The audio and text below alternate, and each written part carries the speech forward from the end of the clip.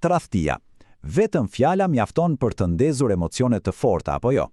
Dhimbje, zemërim, bëhet gati e pamundur të mendosh drejt. E po, pikërisht këtë do të provojmë të bëjmë sot.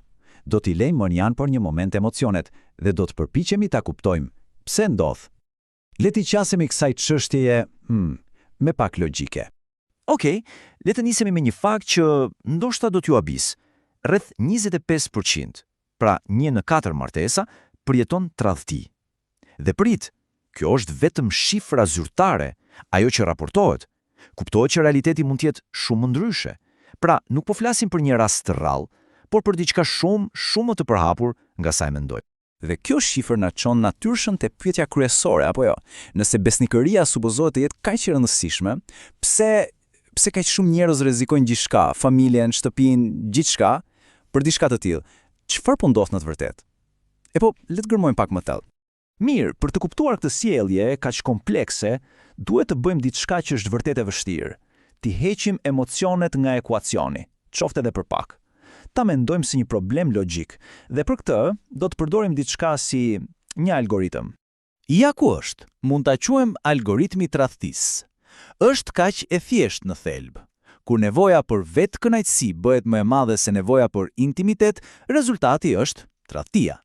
Pra, kur dëshira për kënaqësi personale te kalon dëshirën për lidhje me partnerin, aty gjërat fillojnë të shkojnë keq. Kjo është ideja qendrore. Okej, le ta zbërthejmë pak më tej. Të gjithë ne, si qenie njerëzore, jemi të tërhequr nga dy forca. Nga njëra anë është vetë kënaqësia, dëshira për kënaqësi të menjëhershme. Dhe kjo nuk është vetëm seksi, por çdo gjë, ushqimi i mirë, videolojrat, pornografia, çdo gjë që na jep një shpërblim të shpejtë. Nga ana tjetër, kemi nevojën për intimitet. Ajo lidhje e thellë, të ndjerit i dashur, të ndash jetën me dikë. Dhe këtu lind konflikti, sepse intimiteti i vërtet kërkon sakrificë, kërkon të heqësh dorë nga disa kënaqësi të çastit për diçka më afatgjatë. Mënyra më e mirë për ta parë këtë është si një peshore. Imagjinojeni, në njërin anë të peshores vendosim gjithë ato kënaqësi të shpejta, pra vetë kënaqësinë. Në anën tjetër, vendosim intimitetin, lidhjen, dashurinë, angazhimin, shtëpinë. E po, në një marrëdhënie të shëndetshme, ana e intimitetit peshon më shumë, është më e rëndësishme. Problemet fillojnë, siç mund ta merrni me mend, kur peshorja fillon të anojë nga ana tjetër. Pra, pyetja është, çfarë e bën këtë peshore të anojë? Në thelb ka dy arsye kryesore që e prishin këtë ekuilibër delikat. Le t'i marrim me radhë. Arsyeja numër 1. Kjo ndodh kur ana e peshores së vetë kënaqësisë bëhet jashtëzakonisht e rëndë.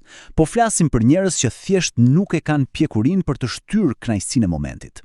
Është pak a shumë si një fëmijë që sheh një ëmbëlsirë dhe nuk mendon për asgjë tjetër. Thjesht e do atë tani, pa menduar për pasojat e fatgjatë. Dhe këta njerëz që kanë këtë nevojë të tepruar, zakonisht bien në dy kategori. Të parët janë ata që ndihen të mjeruar brenda. Ata përdorin kënaqësinë e vazhdueshme, qoftë seksi, blerjet, çfarëdo, për të mbuluar një zbrazdi të madhe që ndjejnë. Pastaj kemi kategorinë e dytë, njerëzit në pushtet. Këta janë ata që mendojnë se rregullat nuk vlen për ta. Pse? Sepse shpesh nuk ka pasur kur pasoja për veprimet e tyre. Mirë, por nuk është gjithmonë problemi të pesha e tepërt e vetkënaqësisë. Kemi dhe arsyen numër 2. Donjëherë peshorja anon sepse ana tjetër, ana e intimitetit, është pothuajse bosh. Pra, problemi nuk është se tundimi jashtë është kaq i madh, por se lidhja brenda marrëdhënies është zbehur aq shumë saqë nuk ka më asgjë që ta mbajë ekuilibrin. Dhe ka dy modele marrëdhëniesh që janë veçanërisht vrastare për intimitetin. I pari është ai ku njëri partner luan rolin e shenjtorit, domethënë fal gjithçka, justifikon gjithçka dhe kur nuk e lejon partnerin tjetër të përballet me pasojat e sjelljes së keqe. Nga ana tjetër, kemi partnerin posesiv, xheloz. Ai që është aq i fiksuar dhe dyshues, saqë praktikisht e akuzon partnerin për tradhti para se të ndodh, duke shtyrë pothuajse në atë drejtim. Në të dyja këto dinamika toksike, intimiteti vërtet thjesht vdes. Okej, mjaft me problemet. Kemi fol për arsyet, por si mund të parandalohet kjo? A ka një zgjidhje? E po. Përgjigjja qëndron tek një koncept thelbësor, ndërtimi i kufive të shëndetshëm. Ktu kemi 3 hapa. 3 rregulla të arta. Si do një quajni. E para, mësoni të dalloni dhe të shmangni njerëzit që nuk din ta shtyjnë kënaqësinë në momentit. Do flasim si. E dyta, Vendosni dhe zbatoni kufi të shëndetshëm brenda marrëdhënies. Dhe e treta, ndoshta më e vështirë apo më e rëndësishmja, duhet jeni gjithmonë të gatshëm të largoheni nëse këta kufi shkelen në mënyrë të përsëritur. Le të kthehemi te hapi parë pak. Si e dallon dikë të tillë? Shiko, besimi i vërtetë e një njeri nuk vjen nga aftësia e tij për të marrë gjithçka që do. Përkundrazi, besimi i vërtetë vjen nga të parit që ai person është rehat me gjërat që nuk i ka. Pra, aftësia për të thënë jo ndaj diçkaje të lehtë tani, për hir të diçkaje më të vlefshme më vonë. Kjo, në thelb, është pjekuria. Dhe kjo na sjell direkt te thelbi i kufive të shëndetshëm. Kjo thënie e përmbledh perfekt.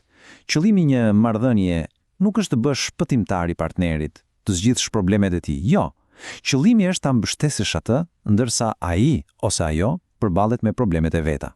Një marrëdhënie e shëndetshme është një partneritet mes dy të rriturve, jo një lidhje prind-fëmijë, secili është përgjegjës për veten e tij. Dhe gjithë kjo analizë na çon te një përfundim, ndoshta ideja më e rëndësishme e gjithë kësaj.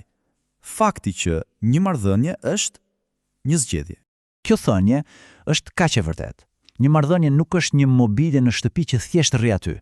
Ajo kërkon pjesëmarrje aktive çdo ditë. Në momentin që e merr partnerin si të mirëqen, në thelb ke ndaluar së bëre zgjedhjen për të qenë atë lidhje. Dhe pikërisht atëherë ajo fillon të vdes. Pra e gjitha përmblidhet në këtë pyetje të fundit që ja vlen t'ja bësh vetes.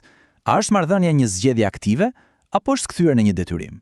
Sepse një marrëdhënie e shëndetshme nuk është një kafaz ku rri sepse duhet, por një shtëpi që zgjedh ta ndërtosh çdo ditë. Dhe kjo zgjedhje do të thotë të vendosësh vazhdimisht anën e intimitetit në peshore, duke e bërë atë më të rëndë se çdo kënaqësi e momentit.